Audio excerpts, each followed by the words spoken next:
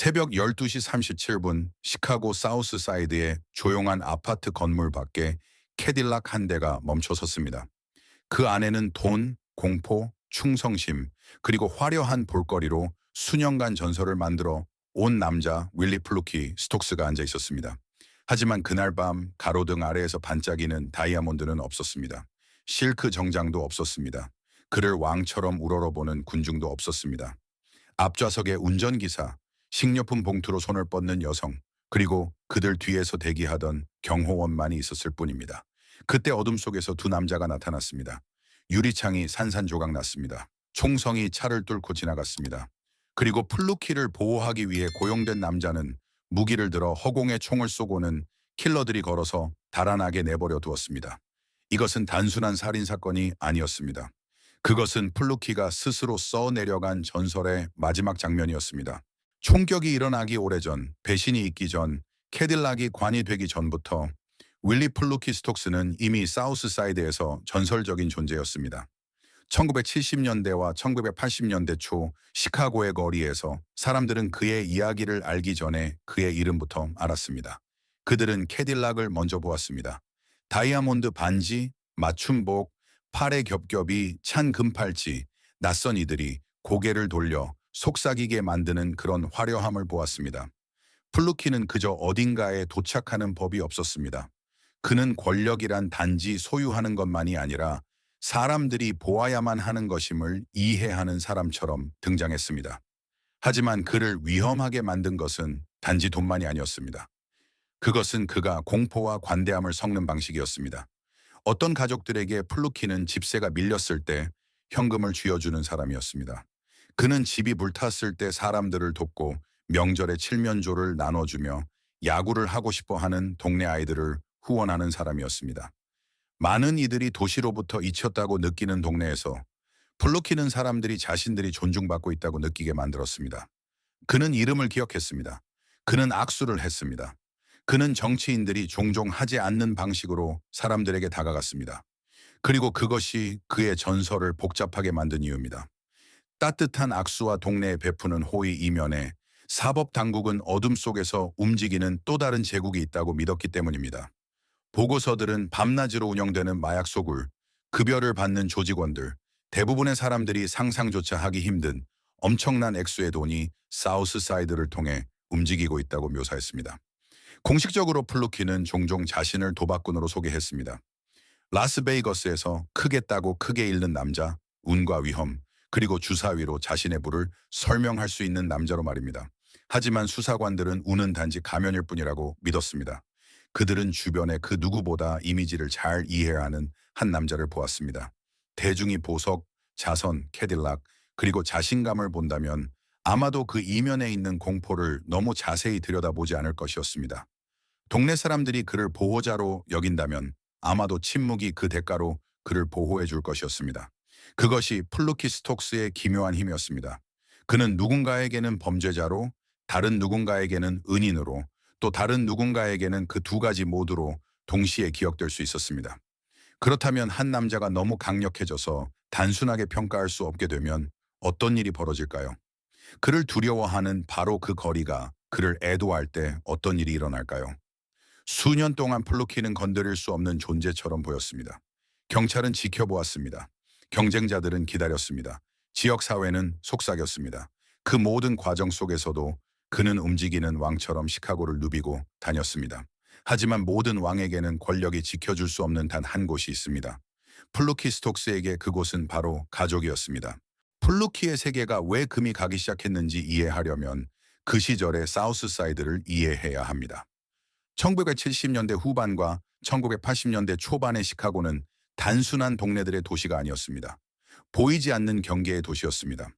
한 구역이 어떤 규칙을 따르는 동안 바로 다음 구역은 다른 규칙 아래에서 살아갔습니다. 사람들은 어디로 걸어야 할지, 누구에게 인사해야 할지, 무엇을 묻지 말아야 할지, 그리고 언제 호기심보다 침묵이 더 안전한지를 배웠습니다. 플루키 스톡스 같은 남자들에게 권력은 구조에서 나왔습니다. 구역이 있었습니다. 관계가 있었습니다. 은혜를 입은 사람들, 결과를 두려워하는 사람들, 그리고 생존이란 종종 거리에서 가장 강력한 이름에 충성하는 것을 의미한다는 것을 이해하는 사람들이 있었습니다. 잔인했지만 질서가 있었습니다.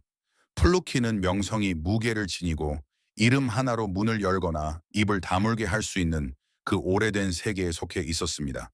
하지만 1980년대 초반에 이르러 그 질서는 변하고 있었습니다. 더 빠르고 더 젊고 더 무모한 새로운 세대가 떠오르고 있었습니다. 그들은 수십 년에 걸쳐 이름을 알린 사람들을 항상 존경하지는 않았습니다. 그들은 오래된 동맹에 신경 쓰지 않았습니다. 그들은 어제의 전설에 감명받지 않았습니다. 거리는 점점 더 예측할 수 없게 변했고 오래된 규칙은 더 이상 한 남자를 안전하게 지켜주기에 충분하지 않았습니다. 그것이 이 시기를 그토록 위험하게 만든 이유입니다. 플루키는 여전히 다이아몬드를 착용할 수 있었습니다. 그는 여전히 캐딜락을 타고 시카고를 누빌 수 있었습니다. 그는 여전히 현금을 나눠주고 방에 들어설 때 사람들이 길을 비키게 만들 수 있었습니다. 하지만 그를 둘러싼 세계는 더 이상 그를 강력하게 만들었던 예전의 그 세계가 아니었습니다. 늙은 왕에게 가장 큰 위협이 항상 경찰인 것은 아닙니다. 더 큰 총을 가진 경쟁자나 기꺼이 증언하려는 목격자도 항상 위협이 되는 것은 아닙니다. 때로는 진짜 위험은 시간 그 자체입니다. 새로운 시대는 조용히 그러다 갑자기 찾아오고 한때 모든 것을 통제했던 남자들은 공포가 영원히 지속되지 않는다는 사실을 깨닫게 됩니다. 플루키는 돈, 충성심, 그리고 이미지로 전설을 세웠습니다. 하지만 이미지가 새로운 세대가 그를 시험하는 것을 막을 수는 없었습니다. 그리고 마침내 그 시험이 닥쳤을 때 그것은 그의 제국을 먼저 공격하지 않았습니다. 그것은 그의 아들을 덮쳤습니다. 윌리 스톡스 주니어는 겨우 28살이었지만 사우스 사이드에서 그는 이미 아버지 이름의 무게를 짊어지고 있었습니다. 사람들은 그를 윈프 더 윈프 겁쟁이라고 불렀는데 그를 둘러싼 삶을 이해하기 전까지는 유약하게 들리는 별명이었습니다. 그는 사람들이 스톡스 가문에게 기대하는 것과 같은 자신감 넘치는 옷차림을 했습니다. 그는 캐딜락을 좋아했습니다. 도박을 좋아했습니다. 그는 아버지를 무시할 수 없는 존재로 만들었던 눈에 보이는 성공의 상징들을 좋아했습니다. 하지만 윌리 주니어는 단지 이미지에 불과한 사람이 아니었습니다. 그는 남편이었습니다. 5아이의 아버지였습니다. 그리고 문을 열고 공포를 조장하며 동시에 적을 끌어들일 수 있는 이름을 가진 남자의 아들이었습니다. 그것이 권력 가까이에서 태어난 위험이었습니다. 보호를 물려받지만 동시에 표적이 되는 것도 물려받는 것입니다. 1984년 2월 그 표적은 현실이 되었습니다. 윌리 주니어는 사업, 이동, 그리고 위험과 얽혀있는 장소인 사우스 사이드의 로버츠 모텔로 갔습니다. 또 다른 일상적인 순간이었어야 할 그 순간은 플루키의 삶을 두 동강 내는 순간이 되었습니다. 윌리 주니어가 그날 밤 그곳을 떠나기도 전에 무장 괴한들이 습격했습니다. 그 세부 사항은 사우스 사이드의 기억의 일부가 되겠지만 결과는 잔인할 정도로 단순했습니다. 통제력으로 자신의 이름을 알린 남자 플루키 스톡스는 자신의 아들을 지키지 못했습니다. 명확한 해답은 없었습니다. 깔끔한 정의도 없었습니다. 그 상실을 납득할 수 있게 해줄 공개적인 설명도 없었습니다. 윌리 주니어는 아내와 5아이, 그리고 이제 돈으로 되돌릴 수 없는 유일한 현실을 마주해야 하는 아버지를 남겨두고 떠났습니다. 대부분의 가족에게 슬픔은 사람들을 내면으로 끌어들입니다. 커튼을 치고 목소리를 낮추고 사적인 어딘가에 고통을 묻게 만듭니다. 하지만 플루키 스톡스는 단 한 번도 사적으로 살아본 적이 없었습니다. 그의 삶 전체는 과시, 명성, 그리고 보여지는 힘을 통해 대중 앞에서 구축되었습니다.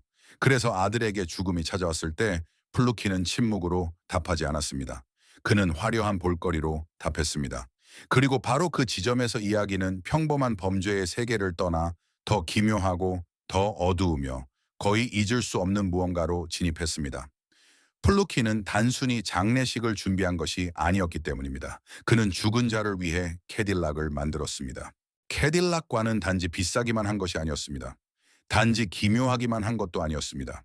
그것은 하나의 메시지였습니다.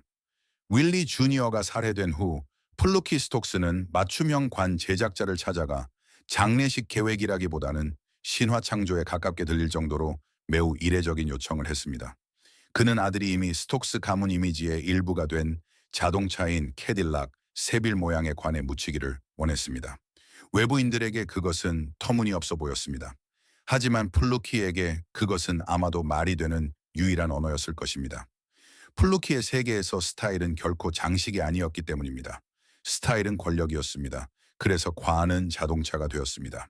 그것은 캐딜락의 외관을 갖추고 있었습니다. 전면 그릴, 백태 타이어, 보여지기 위해 만들어진 무언가의 형태와 존재감, 차량과 관 사이의 경계가 거의 사라질 때까지 디테일은 계속 더해졌습니다. 조명이 있었습니다. 앞유리가 있었습니다. 대시보드가 있었습니다. 운전대가 있었습니다. 심지어 윌리 주니어의 별명과 연결된 맞춤형 번호판도 있었습니다. 그리고 조문이 시작되었습니다. 사우스사이드의 장례식장에 사람들은 단지 애도하기 위해서만 온 것이 아니었습니다. 그들은 아무도 쉽게 믿을 수 없는 무언가에 대한 소문을 들었기 때문에 찾아왔습니다. 줄이 늘어섰습니다. 소문이 퍼졌습니다.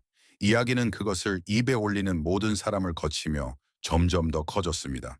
내부에서 윌리 주니어는 평범한 방식처럼 평평하게 눕혀져 있지 않았습니다. 그는 꼿꼿이 세워진 채 말끔하게 차려입고 마치 여전히 움직이고 여전히 운전하며 여전히 그가 방금 떠난 세계의 일부인 것처럼 운전대 뒤에 자리 잡고 있었습니다. 그의 손에는 돈이 쥐어 있었습니다. 보석이 빛을 발했습니다. 캐딜락의 디테일은 그 방을 추모, 경고, 그리고 퍼포먼스 사이에 무언가로 바꿔놓았습니다. 어떤 사람들에게 그것은 사랑이었습니다. 다른 사람들에게 그것은 관계였습니다. 기자들에게 그것은 거부할 수 없는 기사거리였습니다. 하지만 더 깊은 질문은 플루키가 진정으로 하고 싶었던 말이 무엇이었냐는 것입니다.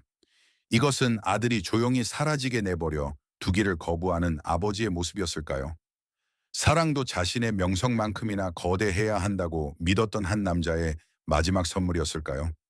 죽음조차도 스톡스라는 이름을 작아지게 만들 수 없다는 거리를 향한 경고였을까요? 아니면 그 모든 것보다 더 고통스러운 무언가, 즉 자신이 들어가는 모든 방을 통제하는데 너무나 익숙해진 나머지 슬픔, 그 자체마저 통제하려 했던 한 남자의 모습이었을까요? 그것이 캐딜락 관을 잊을 수 없게 만든 이유입니다. 겉보기에는 화려했지만 크롬과 조명 아래에는 돈으로 고칠 수 없는 단 한 가지 현실 앞에 서 있는 아버지가 있었습니다. 그는 윌리 주니어를 되살릴 수 없었습니다. 그는 모텔에서 일어난 일을 되돌릴 수 없었습니다. 그는 5 아이를 다시 온전하게 만들 수 없었습니다. 그래서 그는 플루키 스톡스가 아는 유일한 방법을 택했습니다. 그는 세상이 결코 눈을 돌리지 못하게 만들었습니다. 그리고 세상은 눈을 돌리지 않았습니다. 장례식은 이야기가 되었습니다.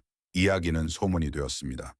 소문은 도시를 가로지르고 신문을 가로지르고 아침 식탁을 가로질러 퍼져나갔고 마침내 시카고에서 멀리 떨어진 한 작곡가가 그것을 보고 즉시 무언가를 깨달았습니다. 이것은 더 이상 단순한 장례식이 아니었습니다. 이것은 이미 전설이 되어가고 있었습니다. 캐딜락 관과 같은 이야기가 한 동네에만 머물 리는 없었습니다. 그것은 너무나 기이했습니다. 너무나 시각적이었습니다. 가장 어두운 의미에서 너무나 미국적이었습니다. 곧 그 장례식 이야기는 사우스사이드를 넘어 전국 신문으로 퍼져나갔습니다. 윌리 더 윈프 스톡스에 대해 들어본 적도 없던 사람들이 갑자기 캐딜락 모양의 관 운전대 뒤에 묻힌 한 젊은이에 대한 기사를 읽게 되었습니다. 그는 마치 아직 어딘가로 향하고 있는 것처럼 차려입고 그의 짧은 삶을 정의했던 상징들에 둘러싸여 있었습니다. 그리고 그 이야기는 텍사스주 오스틴에 도달했습니다. 작곡가 빌 카터는 그것을 보고 이것이 단순한 신문기사 이상이라는 것을 즉시 이해했습니다. 거기에는 리듬이 있었습니다. 아이러니가 있었습니다. 비극이 있었습니다. 첫 소절이 끝나기도 전에 청취자가 눈앞에 그릴 수 있는 그런 이미지가 있었습니다. 그 이미지는 Willie the Wimp라는 노래가 되었습니다. 그리고 나중에 스티비 레이 본이 이 노래를 더 넓은 대중에게 선보였을 때 그 이야기는 범죄면을 완전히 벗어났습니다. 그것은 술집, 무대, 음반, 라디오로 들어갔습니다. 사람들은 한 번도 가본 적 없는 장례식, 한 번도 만난 적 없는 남자, 한 번도 방문한 적 없을지도 모르는 도시에 대한 노래를 따라 불렀습니다. 그것이 바로 스펙터클이 가진 기묘한 힘입니다.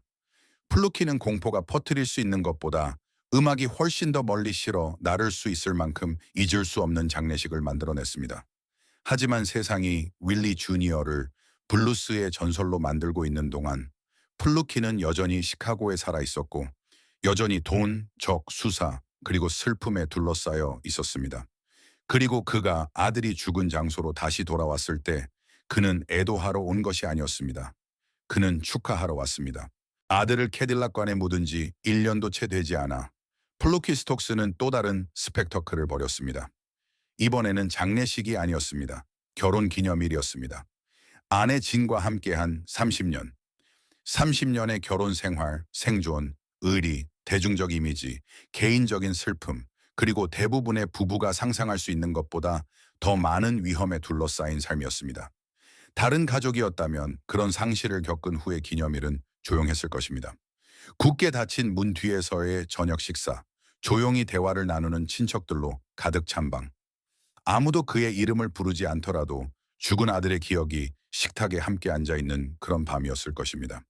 하지만 플루키는 조용히 살지 않았습니다. 그는 사우스사이드의 한 호텔 연회장을 빌렸습니다. 그는 그곳을 하객들로 채웠습니다.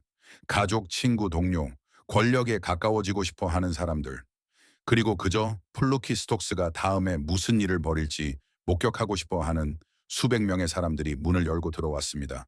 그리고 그는 그들에게 쇼를 선사했습니다. 여흥의 규모는 작지 않았습니다. 소울 음악의 전설들이 군중을 위해 공연했습니다. 음악이 방을 가득 채웠습니다. 그 밤을 사적인 기념일이라기보다는 대관식처럼 느껴지게 만드는 그런 음악이었습니다. 플루키와 지는 모든 사람 앞에 서서 그들 가족이 고통받는 것을 지켜보았으면서도 여전히 그들이 강해 보이기를 기대하는 세상 앞에서 서약을 갱신했습니다. 그러고 나서 돈이 등장했습니다. 플루키는 군중 사이를 누비며 허공에 현금을 뿌렸고 50달러 지폐와 100달러 지폐가 색종이 조각처럼 흩날렸습니다. 사람들은 그것을 잡으려고 손을 뻗었습니다. 모두가 권력자라고 알고 있는 남자의 손에서 돈이 떨어질 때 방 안의 사람들이 보이는 바로 그 반응이었습니다. 그것은 축하이자 연극이었으며 동시에 통제였습니다. 그날 밤의 비용은 약 20만 달러로 보도되었습니다. 이에 대해 질문을 받았을 때 플루키는 그것이 소박한 수준이라고 불렀다고 합니다. 그 단어가 거의 모든 것을 말해주었습니다. 플루키에게 소박함이란 규모가 작다는 것을 의미하지 않았기 때문입니다. 그것은 자신이 정상이라고 여기는 규모를 사람들이 감히 이해해 보라는 뜻이었습니다. 20만 달러짜리 파티, 유명한 공연자들, 하객들 위로 쏟아지는 현금비, 그리고 어떻게 된 일인지 그의 세계에서는 그것이 여전히 절제된 것으로 묘사될 수 있었습니다. 하지만 가장 뇌리를 떠나지 않는 세부 사항은 비용이 아니었습니다. 그것은 장소였습니다. 파티는 윌리 주니어가 살해당했던 바로 그 호텔에서 열렸습니다. 그 단 하나의 사실이 그날 밤 전체의 의미를 바꿔놓았습니다. 아버지는 아들의 삶이 끝난 장소로 돌아왔습니다. 침묵도 촛불도 개인적인 기도도 아닌 음악과 돈 그리고 증인들로 가득 찬 방과 함께 말입니다. 그는 그 공간을 되찾고 있었던 것일까요? 그는 슬픔이 그곳을 지배하도록 내버려 두기를 거부했던 것일까요? 그는 어떤 상처도 자신을 숨게 만들 수 없다는 것을 거리에 증명하고 있었던 것일까요? 아니면 이것이 한 남자가 그것을 치장할 만큼 충분한 돈을 가졌을 때 보여주는 부정의 모습이었을까요? 그것이 플루키를 이해하기 그토록 어렵게 만든 이유였습니다. 그는 고통에서 멀어지지 않았습니다. 그는 그 위에 무대를 세웠습니다. 그는 마치 소리가 기억을 익사시킬 수 있는 것처럼, 마치 박수갈채가 총성을 묻어버릴 수 있는 것처럼 죽음의 장소를 축하의 장소로 바꾸어 놓았습니다. 하지만 연회장의 불빛이 아무리 밝아도 밖의 그림자는 점점 길어지고 있었습니다. 경찰은 여전히 주시하고 있었습니다. 연방수사관들은 여전히 사건을 구성하고 있었습니다. 경쟁자들은 여전히 기다리고 있었습니다. 그리고 플루키의 측근 가장자리 어딘가에서 충성심은 안에서부터 썩어가기 시작했습니다. 플루키 스톡스가 연회장에 돈을 뿌리고 있을 무렵 그가 구축해온 이미지에 금이 가기 시작했습니다. 수년 동안 그는 사람들이 아는 것과 사람들이 증명할 수 있는 것 사이의 차이를 이해함으로써 살아남았습니다. 사우스 사이드에서 소문은 어디든 그를 따라다녔습니다. 경찰은 그를 감시했습니다. 수사관들은 그의 움직임을 연구했습니다. 그의 이름은 돈, 폭력, 마약, 도박, 권력에 관한 대화에 끊임없이 등장했습니다. 하지만 의심은 유죄 판결이 아닙니다. 그리고 플루키는 누구보다 그것을 잘 이해하고 있었습니다. 그는 두려움과 침묵 사이의 공간에 삶을 구축했습니다. 증인을 찾기는 어려웠습니다. 이야기는 바뀌었습니다. 질문이 위험해지면 사람들은 세부 사항을 잊어버렸습니다. 아무도 진실을 증인서까지 기꺼이 가져가려 하지 않는 한 거리에서 유명한 사람이라도 법정에서는 거의 보이지 않는 존재가 될 수 있었습니다. 그것이 플루키가 계속 걸어갈 수 있었던 방법이었습니다. 하지만 벽은 점점 더 가까워지고 있었습니다.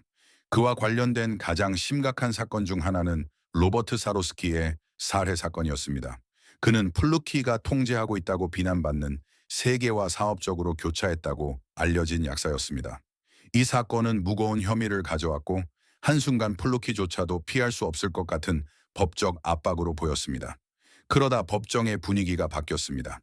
사건을 뒷받침할 것으로 예상되었던 증인들이 이전의 주장에서 물러섰습니다. 진술이 바뀌었습니다. 고발이 약해졌습니다. 유죄 판결로 향하는 길처럼 보였던 것이 번복된 증언과 불확실성의 무게 아래 무너지기 시작했습니다. 그리고 플루키는 걸어 나왔습니다. 대중에게 그것은 또 다른 불가능한 탈출처럼 보였습니다. 이 남자가 위험의 중심 가까이에 서 있으면서도 여전히 상처 하나 없이 떠날 수 있다는 또 다른 증거였습니다. 기자들이 그를 압박했습니다. 카메라가 기다렸습니다. 전설은 늘 그랬던 것처럼 그 순간을 흡수했습니다.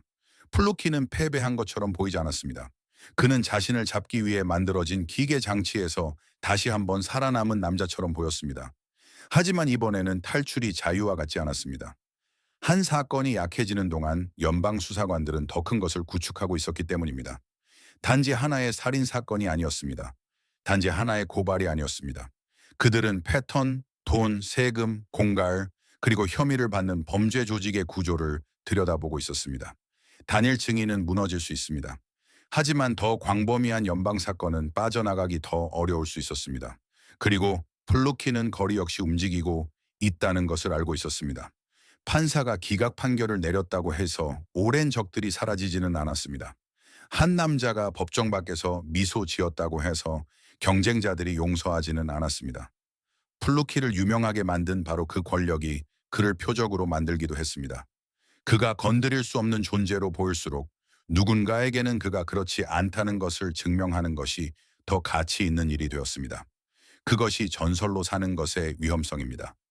모든 공개적인 탈출은 사적인 원한을 낳습니다. 모든 승리는 다음 배신을 더욱 유혹적으로 만듭니다. 그리고 1986년 말 플루키는 그를 만질 수 있을 만큼 가까이서 미소 짓는 사람들에 둘러싸여 있었지만 그들 모두가 충성스러운 것은 아니었습니다. 그의 곁에 있는 가장 위험한 남자는 그의 캐딜락 앞에 서 있지 않았습니다. 그는 그 뒤를 따라가고 있었습니다. 얼 윌슨은 보호자가 되어야 했습니다. 그것은 이 계약의 단순한 부분이었습니다.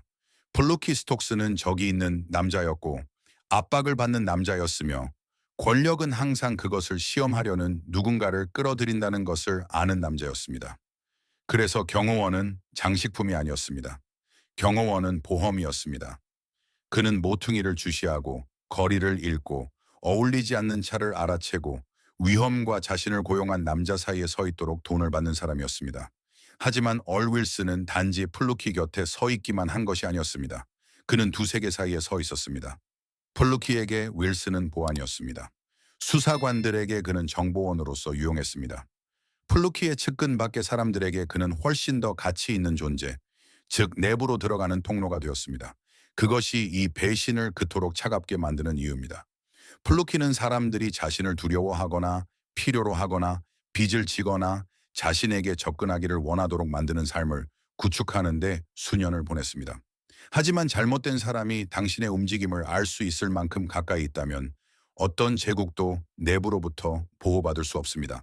그리고 윌슨은 가까이 있었습니다. 1986년 가을 무렵 플루키는 부주의한 사람처럼 시카고를 돌아다니지 않았습니다. 그는 적이 있다는 것을 알았습니다. 그는 압박이 거세지고 있다는 것을 알았습니다. 그는 오래된 규칙들이 무너지고 있다는 것을 알았습니다. 하지만 11월 18일 밤 그는 여전히 평범한 일을 했습니다. 그는 다이앤 밀러와 함께 영화를 보러 갔습니다. 그 후 그들은 음식을 먹기 위해 들렀고 70야 9번가와 앨리스 근처에 있는 그녀의 아파트를 향해 차를 몰았습니다. 그것은 평범한 밤이었어야 했습니다. 그렇기 때문에 이 사건이 그토록 뇌리를 떠나지 않는 것입니다. 연회장도 없었습니다. 장례식장도 없었습니다. 군중도 없었습니다. 다이아몬드도 없었습니다. 실크 정장도 없었습니다. 자신의 평생을 무시할 수 없는 존재가 되는데 바쳤던 한 남자를 태우고 자정이 지난 도시를 달리는 캐딜락 한 대뿐이었습니다. 그의 뒤에서 얼 윌슨이 다른 차를 타고 따라갔습니다. 그리고 검찰에 따르면 윌슨은 단순히 따라가기만 한 것이 아니었습니다. 그는 연락을 취하고 있었습니다. 그는 플루키가 어디로 가는지, 어디에 멈출지, 언제 도착할지에 대한 정보를 제공하고 있었습니다. 경호원은 어둠 속에서 기다리는 사람들을 위한 안내자가 되어 있었습니다. 그 배신의 대가는 거의 믿기 어려울 정도였습니다. 큰 재산이 아니었습니다. 궁전이 아니었습니다. 제국의 지분이 아니었습니다. 보고서들은 빚, 부탁, 훔친 카폰, 그리고 전화, 요금을 둘러싼 작은 거래를 묘사했습니다. 가치로 따지면 약 800달러였습니다. 사우스 사이드에서 가장 두려운 존재 중 한 명의 목숨값이 800달러였던 것입니다. 그 숫자가 이 이야기를 거의 비현실적으로 느껴지게 만듭니다.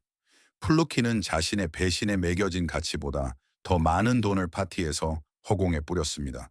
그는 아들을 위해 캐딜락관을 만들었습니다. 그는 다이아몬드를 갑옷처럼 입었습니다. 그는 사람들에게 자신의 권력이 측정할 수 없을 만큼 크다고 믿게 만들었습니다. 그럼에도 불구하고 그의 죽음으로 이어진 틈은 수백 달러 단위로 측정될 수 있었습니다.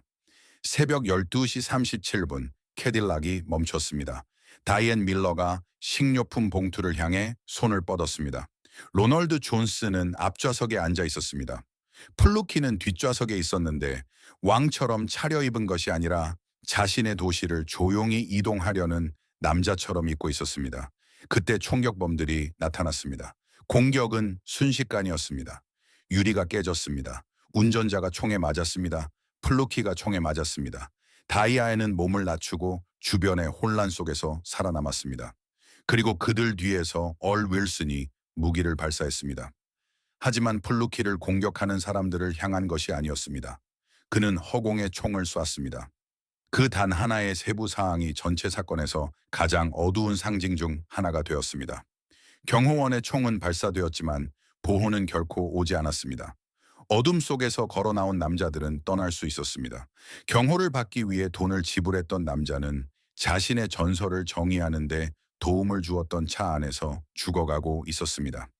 나중에 윌슨은 체포되어 재판을 받고 유죄 판결을 받았습니다. 더 넓은 음모에 연루된 것으로 의심되는 다른 사람들은 결코 같은 방식으로 책임을 지지 않았습니다. 총격범들은 유령으로 남았습니다. 살인 배후의 전체 기계장치는 결코 완전히 빛을 보지 못했습니다. 그리고 그것은 이 배신을 미완성인 것처럼 느껴지게 만듭니다. 왜냐하면 이 이야기는 단지 플루키 스톡스가 살해당했다는 것만이 아니기 때문입니다. 이 이야기는 충성심 위에 자신의 삶을 구축한 남자가 마지막 순간에 충성심이 얼마나 깨지기 쉬운 것인지를 발견했다는 것입니다. 그는 돈을 믿었습니다. 그는 두려움을 믿었습니다. 그는 명성을 믿었습니다. 하지만 그날 밤 그 어떤 것도 그의 뒤에 있던 사람이 죽음이 들어오는 문이 되는 것을 막지 못했습니다. 아이레이 프레이라린 RR 리크 장례식장은 이미 스톡스의 전설을 한 번 본 적이 있었습니다. 2년 전 윌리 더 윈프, 스톡스 주니어가 캐딜락 모양의 관 운전대 뒤에 앉아 마치 여전히 자신의 이름을 알린 거리의 일부인 것처럼 사후 세계를 위해 차려입은 모습을 보기 위해 군중이 그곳에 모여들었습니다. 그 장례식은 이야기가 되었고 그 다음에는 노래가 되었으며 그 다음에는 미국 민담의 한 조각이 되었습니다. 이제 군중은 그의 아버지를 위해 다시 돌아왔습니다. 윌리 플루키 스톡스가 세상을 떠났습니다. 그리고 다시 한번 수천 명의 사람들이 보기 위해 왔습니다. 장례식장 밖의 줄은 기억, 호기심, 충성심, 그리고 모순의 무게로 길게 늘어섰습니다. 어떤 사람들은 그를 사랑했기 때문에 왔습니다. 어떤 사람들은 그를 두려워했기 때문에 왔습니다. 어떤 사람들은 평범하게 사라지기에는 너무 커 보였던 한 남자의 결말을 목격하고 싶어서 왔습니다. 그것이 플루키의 기묘한 점이었습니다. 죽어서도 그는 군중을 끌어모았습니다. 안에서 그는 그 마지막 밤에 조용히 나갔던 남자처럼 보이지 않았습니다. 평상복은 사라졌습니다. 살해 현장의 평범함은 사람들이 그에게 기대했던 이미지로 대체되었습니다. 그는 파란색 옷을 입고 평생 그를 따라다녔던 세심한 연출에 둘러싸여 있었습니다. 정장, 셔츠, 넥타이, 구두, 그리고 남들에게 보여지는 것으로 자신의 이름을 구축한 남자의 자태가 있었습니다. 그리고 그의 손에는 전화기가 있었습니다. 작은 세부 사항이었지만 그것은 전체 이야기의 무게를 지니고 있었습니다. 전해진 바에 따르면 플루키는 공격을 받았을 때 전화기를 들고 있었다고 합니다. 죽음 속에서 그 상징이 그에게 돌아와 마지막 순간에 그가 통제할 수 없었던 삶의 마지막 물건처럼 그의 손가락 사이에 놓였습니다. 그의 아들은 운전대 뒤에 놓였습니다. 플루키는 전화기와 함께 놓였습니다. 하나의 이미지는 움직임이었습니다. 다른 하나는 연결이었습니다. 둘 다 환상이었습니다. 어느 것도 그들을 되돌려 놓을 수 없었습니다. 밖에서 사람들은 각기 다른 버전의 그를 기억했습니다. 어떤 사람들은 돈을 나눠주고 악수를 하고 가족들을 돕고 가난한 사람들이 주목받는다고 느끼게 해준 남자를 기억했습니다. 다른 사람들은 그의 이름, 주변의 두려움, 수사, 그의 세계와 관련된 폭력, 그리고 그가 운영했다고 비난받는 제국이 남긴 피해를 기억했습니다. 그 모순은 장례식에서도 사라지지 않았습니다. 그것은 다른 모든 사람들과 함께 줄을 서 있었습니다. 플루키 스톡스는 단순한 인간으로서 애도받은 것이 아니었기 때문입니다. 그는 상징으로서 애도받았고 상징은 결코 깨끗하지 않습니다. 그것들은 관대함, 두려움, 슬픔, 스펙터클, 충성심, 그리고 파멸 등 모든 것을 한꺼번에 담고 있습니다. 7천 명의 사람들이 작별 인사를 하러 왔습니다. 하지만 어떤 군중도, 어떤 정장도, 그의 손에 들린 어떤 전화기도 진실을 바꿀 수는 없었습니다. 사우스 사이드의 왕은 법정에서 패배한 것이 아니었습니다. 그는 공개적인 자백으로 무너진 것이 아니었습니다. 그는 세상이 마침내 그의 이미지를 믿지 않게 되어서 추락한 것이 아니었습니다. 그는 자정이 지난 후 캐딜락 안에서 등 뒤에서 배신당해 죽었습니다. 그리고 장례식이 끝났을 때 전설은 사라지지 않았습니다. 그것은 단지 설명하기 더 어려워졌을 뿐입니다. 결국 윌리 플루키 스톡스는 하나의 꼬리표로 규정하기에는 너무나도 복잡한 이야기를 남겼습니다. 사법당국에게 그는 범죄 제국의 설계자로 의심받는 인물이었습니다. 사우스 사이드 사우스 사이드의 일부 사람들에게 그는 아무도 돕지 않을 때 도움의 손길을 내밀어준 사람이었습니다. 신문사들에게 그는 구경거리였습니다. 음악계에서 그는 블루스 전설의 각주가 되었습니다. 가족에게 그는 어떤 헤드라인으로도 담아낼 수 없는 훨씬 더 사적인 존재였습니다. 그것이 이 이야기를 그토록 불안하게 만드는 이유입니다.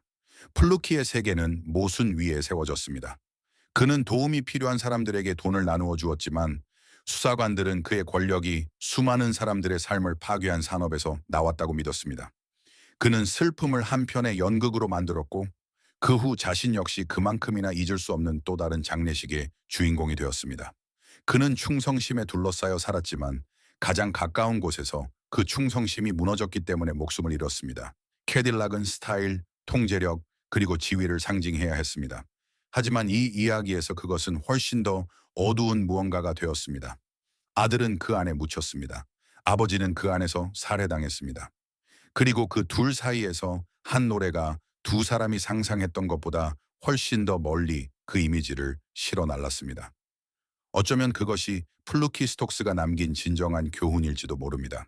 사람은 평생을 바쳐 자신이 죽은 후에도 살아남을 만큼 강력한 이미지를 구축할 수는 있지만 자신이 떠난 후에 그 이미지가 어떤 의미를 가질지는 선택할 수 없습니다. 그는 은인으로 기억되었을까요? 범죄자로? 슬픔에 무너진 아버지로? 폭력적인 시대의 상징으로? 아니면 그 모든 것이 동시에 섞인 모습으로? 그 대답은 누가 이야기를 들려주느냐에 따라 달라집니다. 하지만 한 가지는 확실합니다. 그의 제국은 조용히 끝나지 않았습니다. 그것은 총성, 경호원의 배신, 죽은 자의 손에 쥐어진 전화기, 그리고 전설이 가는 곳마다 여전히 따라다니는 캐딜락의 그림자와 함께 끝이 났습니다.